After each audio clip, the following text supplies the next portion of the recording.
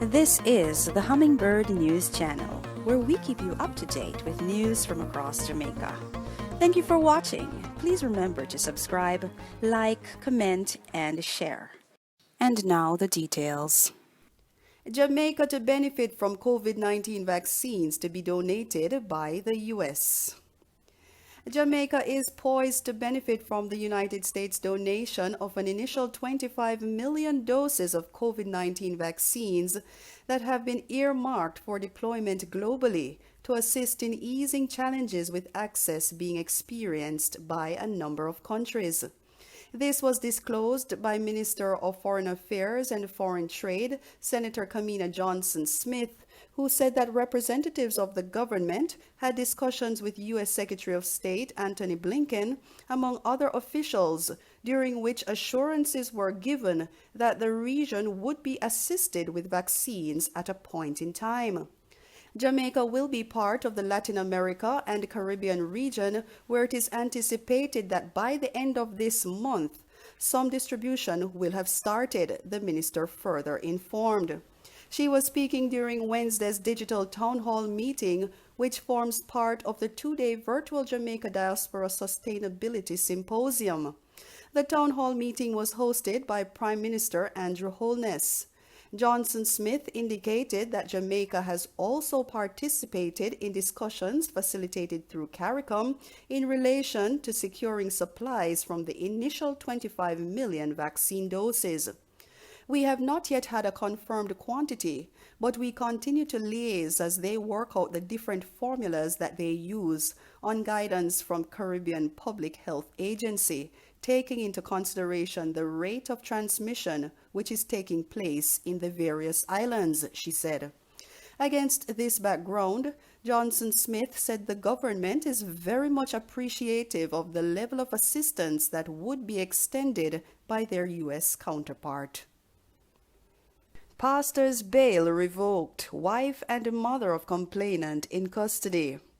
The 39-year-old St. James pastor Jason Rose, who was given bail on charges of raping a 15-year-old girl on Monday, is back behind bars after his bail was revoked yesterday.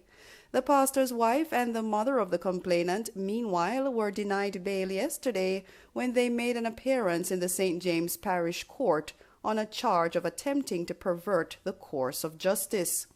The young clergyman was given bail in the sum of $300,000 when he appeared before Parish Judge Sasha Ashley. However, following court on Monday, the clergyman was slapped with a charge of attempting to pervert the course of justice. The pastor's wife, Kimoy Rose, and the mother of the teenager, whose name is being withheld to protect the identity of the girl, appeared in court for the first time yesterday to answer charges of attempting to pervert the course of justice. The charge followed allegations in which it is understood that the pastor's wife coerced the 15-year-old into saying that her initial report to the police were false. It is also alleged that the pastor had attempted to call the complainant. Initial allegations against the pastor are that sometime in March he assaulted the young girl while she was at his home, which is located on the church premises at 62 Barnett Street in Montego Bay. She had reportedly gone there to use the internet to complete her school project. A report was made to the police, an investigation launched, and a search began to locate Rose. Rose, who is the pastor of New Life Apostolic Church in Montego Bay, eventually reported to the Freeport Police on June 7th. Aspiring businessman shot and killed in St. Catherine. Investigators attached to the St. Catherine North Police Division are trying to ascertain the motive behind the gruesome murder of a man in Johnson Pen, St. Catherine on Wednesday afternoon. He has been identified as Ricardo Campbell, a 41-year-old laborer. Reports by the police indicate that about 2:40 p.m. on Wednesday, Campbell went into the community to complete work on a grocery shop that he was to open. It is alleged that he was pounced upon by unknown assailants who shot him repeatedly. His attackers escaped.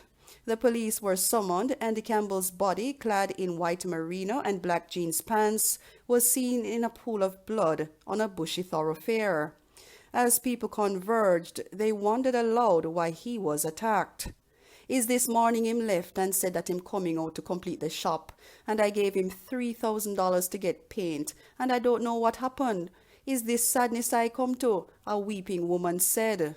She pointed out that Campbell was raised in the area, but went to the United States of America for 7 years. He had returned to John's Pen 6 years ago. I don't know what happened. He was a hard-working person, so I don't know what happened, the woman wailed. Campbell's murder brings to 47 the number of homicides in the St. Catherine North Police Division. Driver who sexually assaulted woman and went on the run held by cops. Police say they have arrested and charged a second man who was reportedly involved in the robbery and sexual assault of a female 1 year and 6 months ago in St. James. The man, O'Brien Smart, was arrested during an operation in Trelawney after reportedly going into hiding. He has since been charged with robbery with aggravation, abduction, grievous sexual assault, and indecent assault. The police report that the incident he was charged for took place in December of 2019 on Gotby Road, Montego Bay in St. James. Reports from the Mount Salem police are that about 8:20 p.m., Smart was driving a motor car posing as a taxi operator along with another man posing as a passenger. The men picked up a 20-year-old woman, and on reaching a section of the road, Smart pulled out what appeared to be a firearm and pointed it at the woman, then proceeded to rob her of her personal items. The men then reportedly sexually assaulted the woman before dropping her off along the roadway. The matter was reported to the police, and one of the men was arrested and charged on the night of the incident. Ongoing investigations led to the arrest of Smart during an operation in Trelawney on Thursday, June 10. He was subsequently charged on June 15. 2 men held in connection with murders and shootings in Hanover. Detectives in Hanover have arrested and charged 2 suspects in connection with recent incidents of murders and shootings in the parish. One of the suspects, 31-year-old Vasco Bowen of Brissett District in the parish, has been charged in connection with the June 5, 2021 murder of 2 men and the wounding of 3 others in Mount Pleasant District. 29-year-old Aaron Melbourne, 18-year-old Baguio Salmon, and 3 other men were reportedly at home about 6 a.m. when 4 armed men entered and started firing gunshots. Residents summoned the police, and the injured men were transported to hospital where Melbourne and Salmon died.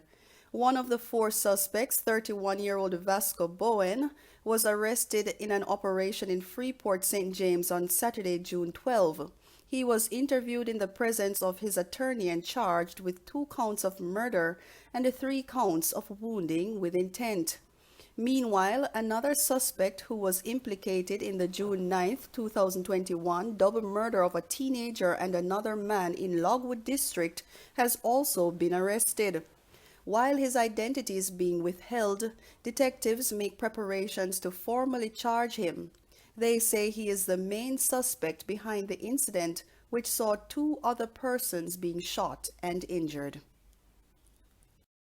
11 more COVID-19 deaths and 74 additional cases.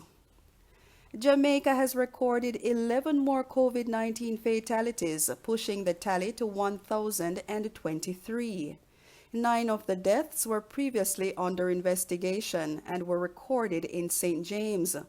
1 new death was recorded in St. Anne and another in St. Mary. Meanwhile, there were 74 new infections with ages ranging from 7 to 95 years, pushing the total to 49,503, with 19,928 being active. Of the new cases, 36 are women and 38 are men. A total of 2,292 tests were conducted. The country's positivity rate stands at 10%. In the meantime, there were 128 new recoveries, increasing the total to 28,182. Some 126 people are in hospital, with 18 being moderately ill and 10 critically ill. And those were the stories making the news. Stay safe and have a pleasant evening. This is the Hummingbird News Channel, where we keep you up to date with news from across Jamaica. Thank you for watching. Please remember to subscribe, like, comment, and share. And don't forget to hit the bell so you can keep up to date with our new uploads. Until next time, be the change that you wish to see